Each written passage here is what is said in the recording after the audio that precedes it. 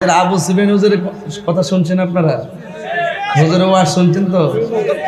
প্রথম ক্যাসেট এখান থেকে, প্রথম ক্যাসেটটা না, ওই যে মেরাজের ওয়াজ না কি করছে না, আটখানা বেশ লক্ষ লক্ষ কোটি কোটি প্যান্ডোজের বেমিসাল হৌরগেল মান, হ্যাঁ এই আওয়াজটা ঠিক আছে। এটা আমরা টেপের মধ্যে বাড়িতে শুনছি। আর ওই সময় গজলটা গাইছিলেন, আমারই মতের নিদান খালে থাকিও নবী গো আমার সামনে, দেখিব আপনাকে আপন নয়নে, ইয়া রাসূলুল্লাহ ইয়া রাসূলুল্লাহ। যে মাঠে এসে আল্লামা আবু সুফিয়ান খান আবেদী হুজুর এই কক্সবাজার অ্যালবাম যেই মাঠ থেকে করেছেন, সেই মাঠে যদি সেই স্মৃতিচারণ না করি হক আদায় হবে? মুনকার নকির আসিয়া সওয়াল করবে বসায়া, দিও নবী গো পর্দা উঠাইয়া, করিব সালাম কদম ধরিয়া, ইয়া রাসূলুল্লাহ ইয়া হাবিবাল্লাহ ইয়া রাসূলুল্লাহ।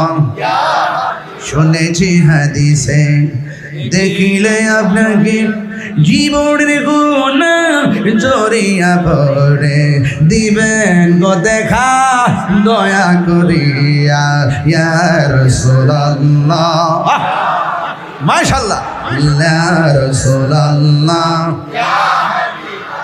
আমার নবীর শরীরে কবরে থাকার ক্ষমতা আছে না নাই?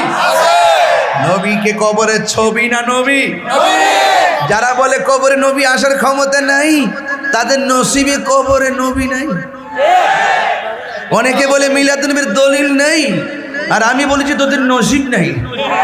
ফিশরে ভাইরা, স্কুল কলেজ ইউনিভার্সিটি ভাইরা উঁচু কণ্ঠে বলে রসুল চাই কি চাই না, দরকার আসেনি না।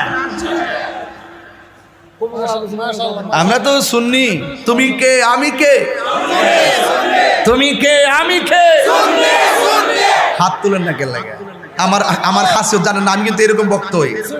আমি এখন মাঠ গরম করে ফেলবো, এখন ওয়াশ করে ফেলবো, এরপরে ওয়াশ করবো, অস্ত্রসিক্ত নয়নে বুক ভাসিয়ে বাড়িতে চলে যাব। ইসলাম শুধু খানকায় বসে থাকার নাম নয়, ইসলাম তলোয়ার নিয়ে মাঠে নেমে যুদ্ধ করার নাম। ইসলাম কখনো কখনো হেরা গুহায় চোখের পানি ফেলে কেঁদেছে, আবার ইসলাম কখনো কখনো 27 বার তলোয়ার নিয়ে রাসূল নিজে সশরীর মুবারকে তিনি মাঠে নেমেছেন। সুন্নিরা কি আর খানকায় বসে থাকার সময় আছে? আরো জোরে আছে?